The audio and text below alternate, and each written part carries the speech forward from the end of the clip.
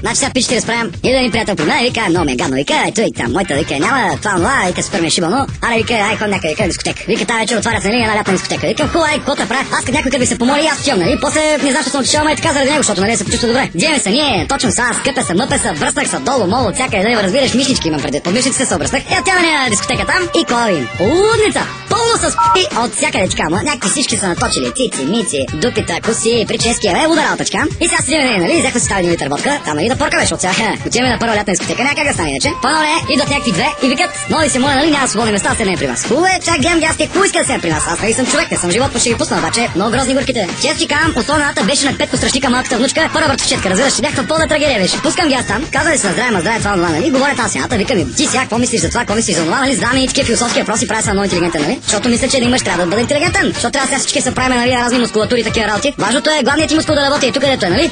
Така. И викам аз нали, тя вика, не знам, нали, много трудни въпроси ми задаш. Викам нещо се затруднявам да мисля. Викам, добре, помисли си малко на спокойствие, пък я ми отговори на въпроса след малко. И аз се питам такъв въпрос за живота, разбираш. Я питам, Бебчо, ще спиш с мен тази вечер. Разбираш ли въобще изобщо? И след 15 минути идва на страшника от родата там, де ти казах, и ми вика, извинявай, обаче отговора на приятелка на не каза на приятелката ми. Отговора на вierката ми е не. Вика, мале, ау, викам, ей, то, заради такива като тебе, тъпи тапанарки, селски селянки, я вика един мой секвартирант, заради такива като тези селендурки, като дойде някой от София, дет не живее в София, ми живее в Бетоби бензин от София, защото баща му е някакъв инженер на асансьор в Кремиковци. Заради такива като тия, до такива софиянци тук, като се запознаят с вас, после отиват в София, разправят. Мане, те варненки са супер селендурки. И наистина ще я прав човека, защото как може да говориш така, как може да кажеш, отговора ми е не. Вierката ми каза, викам да се махаш тук овса. И тая вика, аз сега ще оправя, вика, аз познавам управителя. И отива тя сега при управителя и ма сочи така с пръст и вика, то свали да го набийте, защото ме гони от маста. А пък аз се напкарам на маста, аз имам право да изгоня от маста. Той е моята маса, разбираш ли? И отива тя и вече потвърди ръце и ма сочи там на управителя и праща охраната си. Знаеш какво стана? Дори личната охрана на управителя, прегърна ме и ми каза, о, мой, как си извинявай. Тая направо са,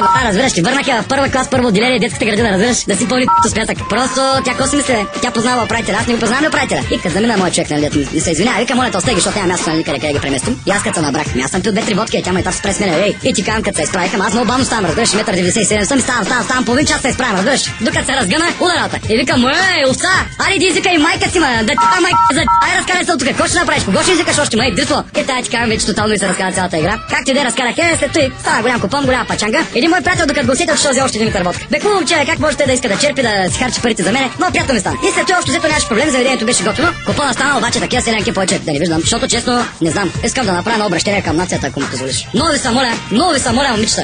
Във Варна живеете, не живеете в Узунджово, не сте от село Разстрелци. Дръжте се на положението. Той, че сте сложили един чифт обувки с остър върхът на Селин Дион чехлици и че сте се напарфюмирали, сте се скъпали един път в месеца и сте си купили цигарите, някакви вносни цигари сте си взели, дето си ги спестяли парите по 50 стинки от закуски една седмица, да отидете в дискотека да видят, че пушите парламент и пиете една кола цяла вечер и чакате някой да ви почерпи пърдите и се осушвате като заек в каруца. Той въобще не означава, че сте големи пички. Големи пички ще станете като се държите като варненки. Трябва да говорите като варненки, а не като варненки. Не, извинявай. Ай, майка, ще ви моташ.